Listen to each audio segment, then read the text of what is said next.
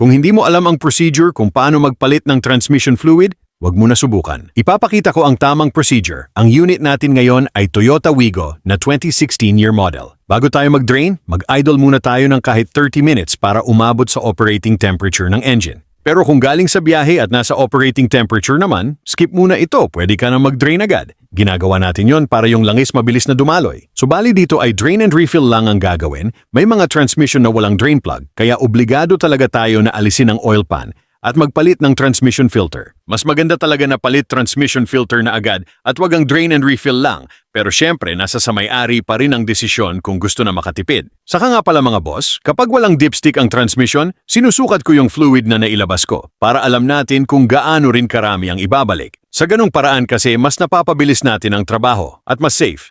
Pero kung may dipstick naman kahit hindi na, ang gamit natin genuine ATF ng Toyota na T4. Importante mga boss na gumamit tayo ng tamang fluid dahil ang maling fluid ang makakasira sa transmission mo. Iba-iba ang transmission. May conventional automatic transmission, dual clutch transmission, at manual transmission, at maraming pang iba. Kung Toyota ang sasakyan mo, gamitin ang para sa Toyota, huwag ka gumamit ng ATF ng Honda dahil magkakaiba ng properties ang mga yan. Dito sa Toyota Wigo, compatible gamitin ang Dextron 3. Pero hindi lahat pwede ang Dextron, mag-base tayo sa manual mga boss. Sa pagsalin, wag natin agad susukatin sa dipstick at ilalagay agad sa eksaktong level dahil mau-overfill yan. Ang dapat gawin after natin magsalin, paandarin ang engine at i-shift sa PRND ng mabagal para makapag-circulate ang langis nito. Patagalin hanggang sa umabot sa operating temperature bago natin sukatin.